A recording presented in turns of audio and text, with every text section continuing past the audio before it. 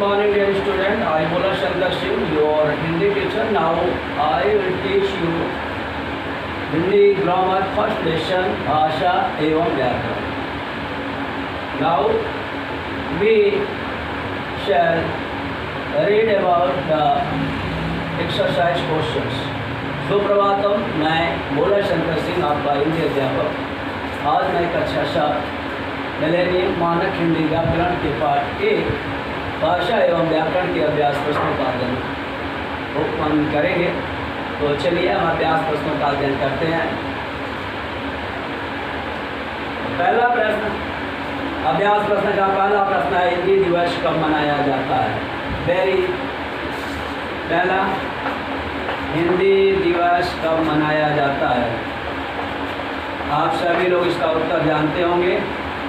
हिंदी दिवस कब मनाया जाता है?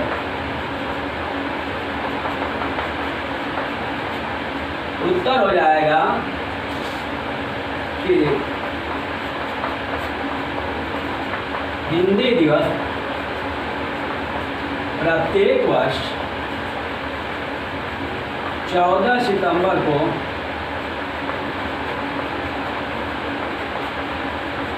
मनाया जाता है. हिंदी दिवस प्रत्येक वर्ष 14 सितंबर को मनाया जाता है. कारण ये है कि 14 सितंबर सन 1949 को हिंदी को राजभाषा का दर्जा प्राप्त हुआ था. तभी से प्रत्येक वर्ष 14 सितंबर को हिंदी दिवस मनाया जाता है. भाषा के कितने रूप हैं? दूसरा प्रश्न है, भाषा के कितने रूप हैं? तो उत्तर हो जाएगा मुख्य रूप से भाषा के 2 रूप हैं.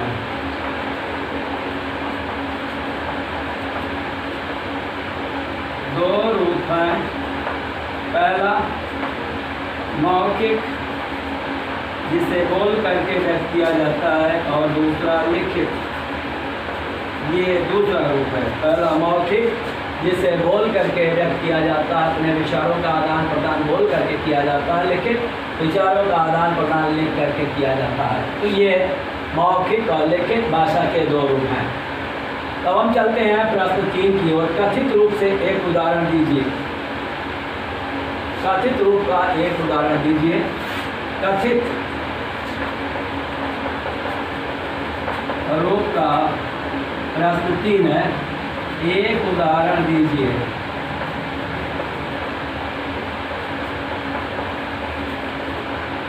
चलिए, उत्तर हो जाएगा वाद विवाद, विवाद, प्रतियोगिता, संगीत सम्मेलन आदि. भाषण आदि सभी कथित रूप का उदाहरण है. भाषण है, संगीत सम्मेलन है, वाद विवाद प्रतियोगिता है, ये कविता पाठ है. ये सब कथित रूप से भाषा के उदाहरण हैं. तो व्याकरण क्या सिखाता है? क्वेश्चन, व्याकरण क्या सिखाता है? अब उत्तर हो जाएगा, व्याकरण किसी भी भाषा का शुद्ध शुद्ध लिखना, पढ़ना, बोलना सिखाता है.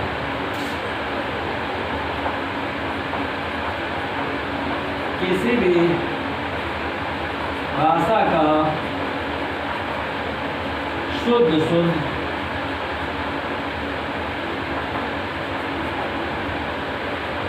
पढ़ना, लिखना और बोलना सिखाता है.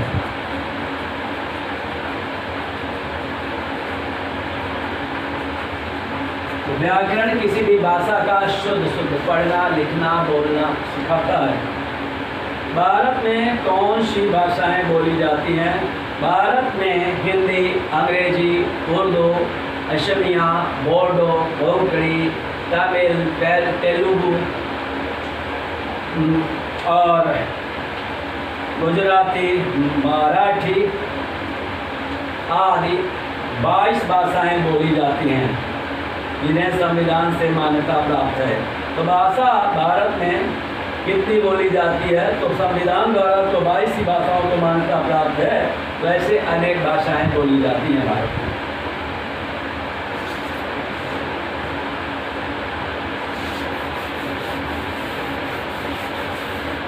ये पहले प्रश्न का उत्तर रहा। भारत में कितनी भाषाएं बोली जाती हैं? तो संविधान में तो 22 भाषाओं को ही मान्यता प्राप्त है, लेकिन भारत में बहुत सी भाषाएं बोली जाती हैं। विश्व की लगभग जितनी भाषा है, लगभग उतनी भाषा भारत में भी विद्यमान है।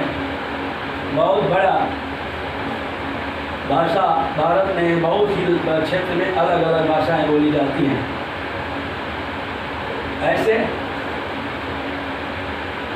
चलते हैं, सही का सही चिन्ह अंकित कीजिए, क्या सही है। पहला है वह प्रश्न की ओर चलते हैं। वह का फर्स्ट है, प्रश्न पढ़ते हैं, सही चिन्ह अंकित करेंगे कौन सा विकल्प सही है। संविधान सभा ने हिंदी भाषा को राजभाषा के रूप में कब स्वीकार किया? सन 1949 में। का उसका सही है 1949। 1949 में संविधान सभा ने इसे स्वीकार किया। संविधान द्वारा स्वीकृत भाषाएं हैं। दूसरा, संविधान द्वारा स्वीकृत भाषाएं हैं 22 हैं। तो प्रश्न उत्तर आता है 22।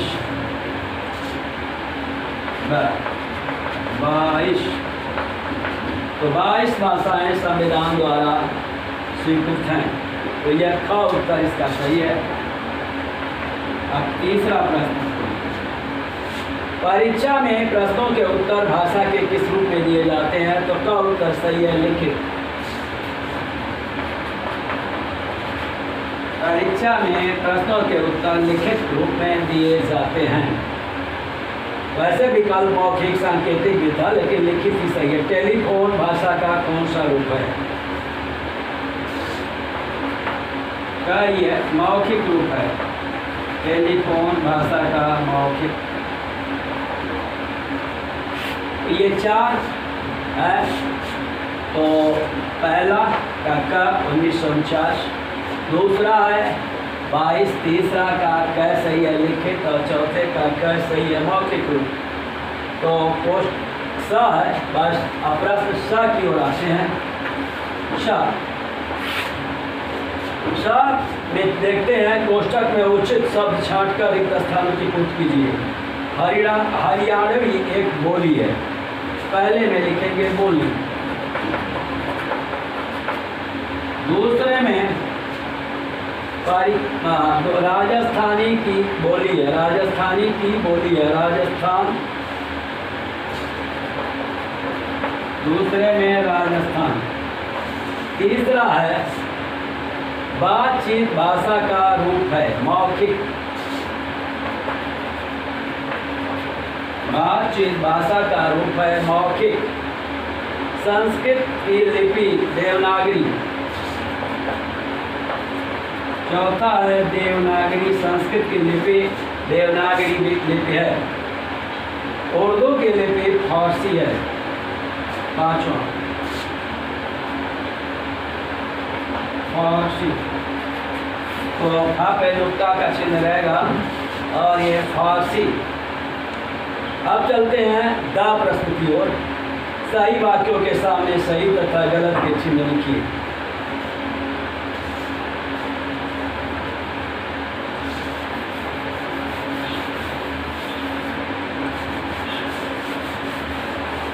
सही के सामने सही का चिन्ह और गलत के सामने गलत का चिन्ह। पहले हम पढ़ करके आपको बता देते हैं, फिर सही आपको। पहला है संस्कृत भारत की मातृभाषा है, गलत। दूसरा मौखिक भाषा स्थायी होती है, गलत। हिंदी की लिपि देवनागरी है, सही। उर्दू की कोई लिपि नहीं होती, गलत। ब्रज राजस्थान में बोली जाती है, गलत। तो ये राय उत्तर आपके पहला का गलत, ग फर्स्ट गलत। दूसरा, मौखिक भाषा स्थायी होती है, गलत। तीसरा, हिंदी की लिपि देवनागरी है, सही। और चौथा, उर्दू की कोई लिपि नहीं होती है, गलत। उर्दू की लिपि फारसी होती है, ब्रिज राजस्थान में बोली जाती है, और ये गलत। तो इस प्रकार से 2, 4 और 5 उत्तर गलत, 1 और 3 सही हैं। शेष प्रश्न आप कर लेंगे। गतिविधियों पर आधारित आपके विद्यालय में कौन कौन सी भाषाएं बोली जाती हैं, उनके नाम और उनकी लिपियाँ लिखिए। तो मुख्य रूप से 3 भाषा बोली जाती है। अंग्रेजी लिपि है रोमन, और संस्कृत तथा हिंदी दोनों की लिपियाँ देवनागरी हैं।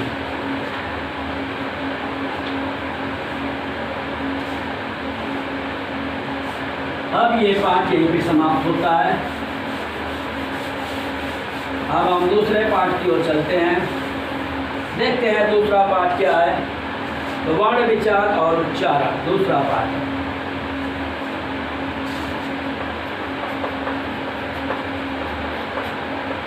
और उच्चारण पाठ 2, वर्ण विचार और उच्चारण, ये दूसरा पाठ है। वर्ण विचार और उच्चारण। तो चलते हैं वर्ण की ओर। वर्ण क्या है? वर्ण आप लोग जानते होंगे कि वर्ण भाषा की सबसे छोटी इकाई है जिसके और टुकड़े ना किए जा सके। तो वर्ण भाषा की सबसे छोटी इकाई है जिसके और छोटे टुकड़े नहीं किए जा सकते।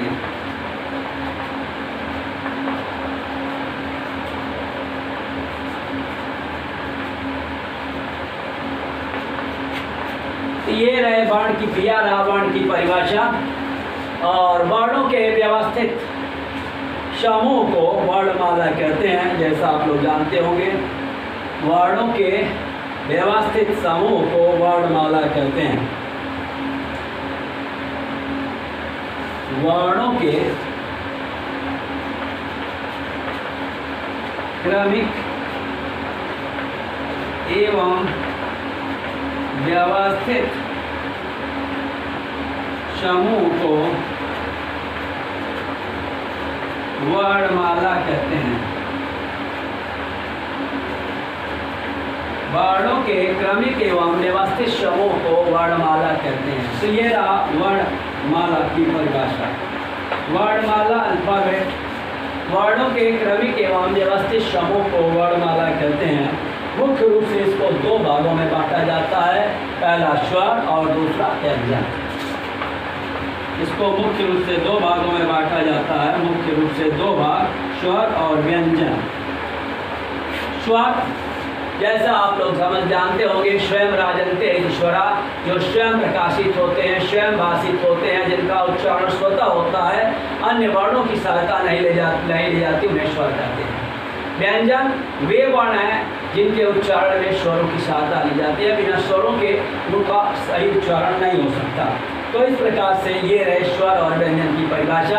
अब हम चलते हैं स्वर की ओर। स्वर और उसके प्रकार। तो स्वर हिंदी में स्वरों की संख्या 11 है। 11 है। तो लिख लेते हैं। ह्रस्वर, इसमें 1 मात्रा का समय लगता है। दीर्घ स्वर, इसमें 2 मात्रा का समय लगता है। और संयुक्त स्वर, जो 2 स्वरों से मिलकर बने होते हैं, उन्हें संयुक्त स्वर कहते हैं। आ, ई, उ और री। यहाँ आ, ई, उ, और यहाँ ए, आई, ओ, औ। ये रहे ए आई ओ औ, यहाँ 4, यहाँ 3, यहाँ 4। तो इस प्रकार से 11 स्वर हुए। तो 11 स्वर हिंदी में होते हैं, जबकि संस्कृत में 13 स्वर होते हैं। इसके बाद चलते हैं अयोग वा की ओर। अयोग वा वे व्यंजन है या वे वर्ण हैं, अयोग वा वे वर्ण हैं जो ना तो स्वर में आते हैं ना तो व्यंजन में आते हैं। अयोग वा वे वर्ण हैं, व्यंजन नहीं, माफ कीजिएगा। तो अयोग वा वे वर्ण हैं जो ना तो स्वर में आते हैं ना तो व्यंजन में।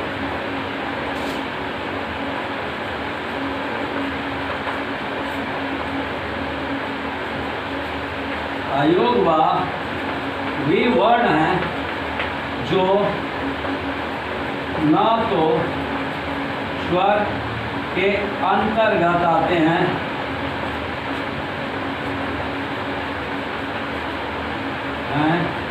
ना तो व्यंजन के।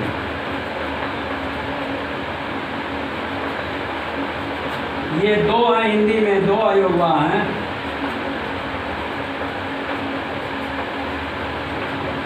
दो अयोगवा हैं, पहला अन और दूसरा आ। अन और आ, अन आ को अयोगवा कहते हैं। इसके बाद आते हैं व्यंजन। व्यंजन में स्पर्श, स्पर्श काद्यो माँ वशामेव स्पर्शा, का से लेकर के माँ तक के वर्ण को स्पर्श कहते हैं। और इसमें जीवा तालु को स्पर्श करती है, अतः इन्हें स्पर्श वर्ण कहते हैं।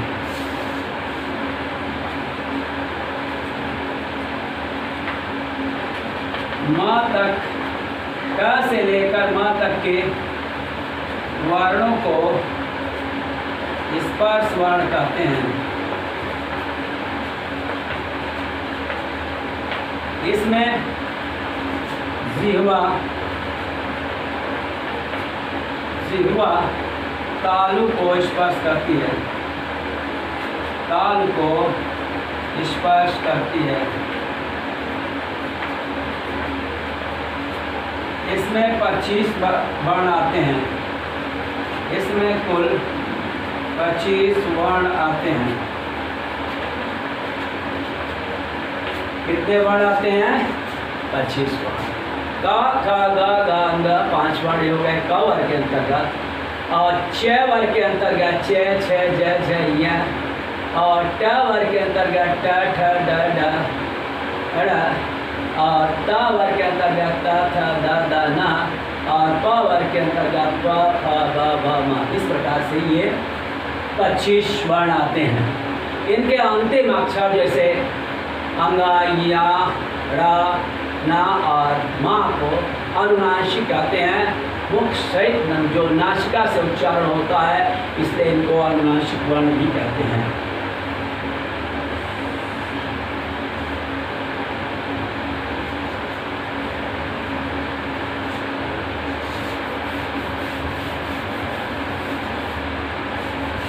तो आप लोग स्पर्श वर्ण को पढ़ चुके हैं। अब आगे हम देखते हैं कि अंतस्थ, अंतस्थ सेमी वोवेल, अंतस्थ, अंतस्थ। इस प्रकार से जिनका उच्चारण मुंह के भीतर होता है, अर्ध स्वर कहते हैं इनको। या, रा, ला, वा, या, रा, ला, वा, ये हो गए अंतस्थ। इनका उच्चारण मुंह के भीतर ही होता है, अतः इनको अंतस्थ कहते हैं। अब चलते हैं ऊष्मा। ये हो गए 4। ऊष्मा, शलो ऊष्माण, श, श, श, श, श, श, ये ऊष्म इनके उच्चारण में कुछ ऊष्मा बाहर निकलती है, गर्मी बाहर निकलती है, अतः इन्हें ऊष्म वर्ण कहते हैं। ये है श श श ह, ये हो गए श श श ह। ये 4 वर्ण ऊष्म हो गए। इसके बाद संयुक्त वर्ण छ त्र ज्ञ स्र।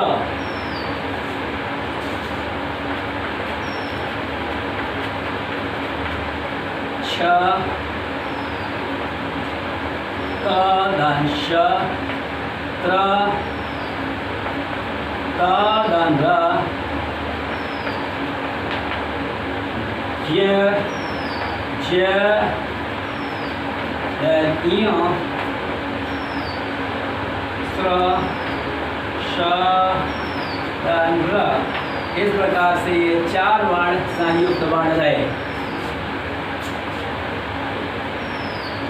और गृहीत वर्ण है आ ज फ। गृहीत वर्ण आ ज और फ, ये 3 हुए। तो 11 स्वर, 25 स्पर्श, तो 36 और 4 अंतस्थ 40, 4 ऊष्म 44, 4 संयुक्त वर्ण 48 और आज 51 और 2 अयोगवा 53। इस प्रकार हुए। कुल 52 वर्ण होते हैं हिंदी में।